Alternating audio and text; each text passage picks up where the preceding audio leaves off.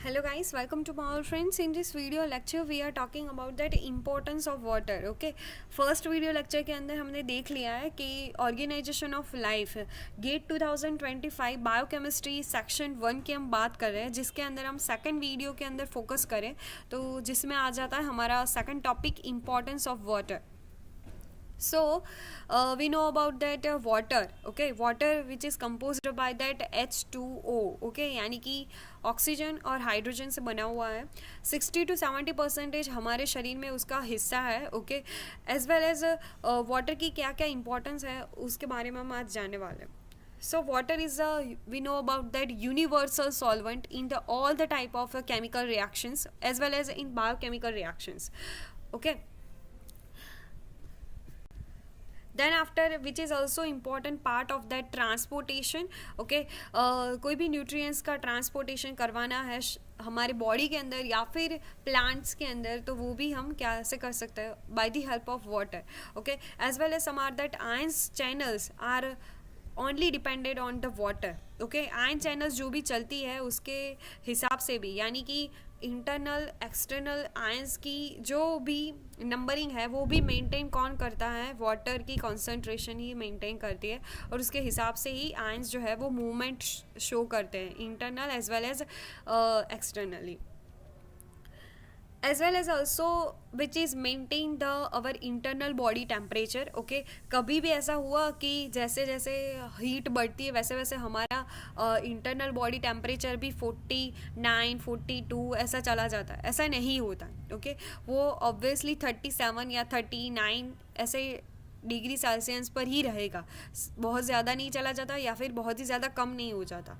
तो उसका भी श्रेय किसको जाता है? हमारे वाटर को जाता है, क्योंकि वाटर जो है ना उसके पास क्या है, एक बहुत ही अच्छी स्पेसिफिक हीट कैपेसिटी है कि जो क्या कर सकता है, हीट को एब्जॉर्ब कर लेता है और जिसके कारण हमारा इंटरनल बॉडी टेम्परेचर जो है वो मेंटेन रहता है.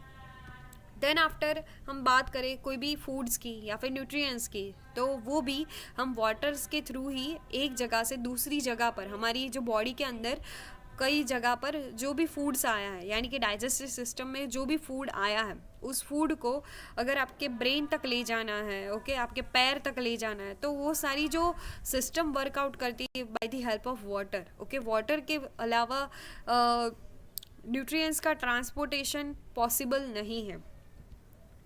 एज वेल एज जो भी सेल की बोलते हैं ना मॉर्फोलॉजी, वो भी मेंटेन कौन करता है? सेल स्ट्रक्चर को मेंटेन करने का काम भी कौन करता है? वाटर करता है. ओके, अगर वाटर ज़्यादा हो जाता है सेल के अंदर तो हमें पता है कि वो सेल जो है वो स्वेल हो जाएगा, या फिर अगर जो वाटर कम हो जाता है तो सेल श्रिंक हो जाएगा. तो उसको उसकी प्रॉपर पोजीशन में, यानी कि टर्गर प्रेशर मेंटेन करने का काम भी कौन करता है? वाटर करता है.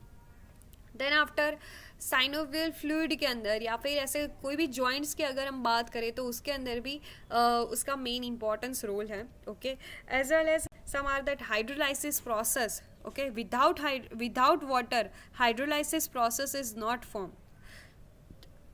बहुत ही ज़्यादा अगर पॉलीसेकेराइड है तो पॉलीसेकेराइड को भी ब्रेक डाउन करने के लिए जो भी एंजाइम वर्कआउट करता है, ओके, तो वो भी किसके ऊपर डिपेंडेड होता है? वाटर के ऊपर डिपेंड होता है. तभी जाकर जो हायर मॉलिक्यूलर स्ट्रक्चर है उसमें से स्मॉलर मॉलिक्यूलर स्ट्रक्चर बन सकता है.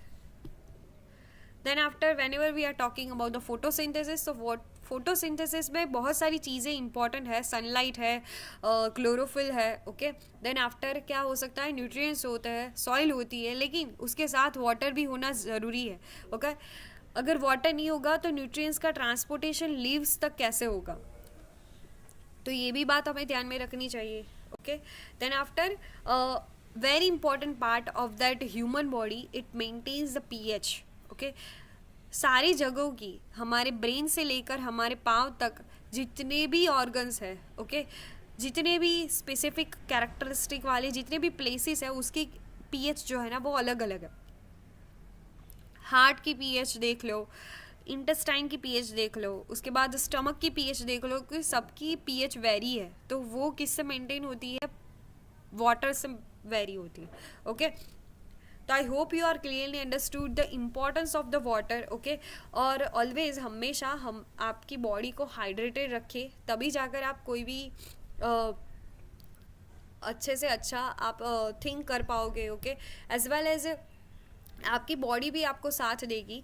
इसीलिए ये जो टॉपिक है वो बहुत ही ज़्यादा इम्पोर्टेंस माना जाता है, इम्पोर्टेंस ऑफ वाटर। तो वाटर से बहुत सारे क्वेश्चंस आपको आ सकते हैं, लाइक दैट कैसे क्वेश्चंस आएंगे वो मैं आपको बता देती हूँ कि एक तो है ये टर्गर प्रेशर से क्वेश्चंस आ सकता है, ओके। देन आफ्टर कोई भी ऐसी रिएक्शंस दे रखी होगी आपको हाइड्रोलाइसिस के या फिर कोई भी दूसरी रिएक्शंस की जिसके अंदर वाटर की आवश्यकता होती है, ऐसे कुछ क्वेश्चंस आ सकते हैं।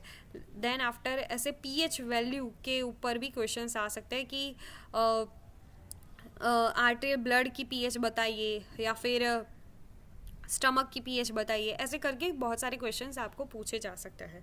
I hope you are clearly understood the importance of water. Please like this video and subscribe my channel. In this next video session we are jumping about the new topic related the GATE 2025 and wait and watch.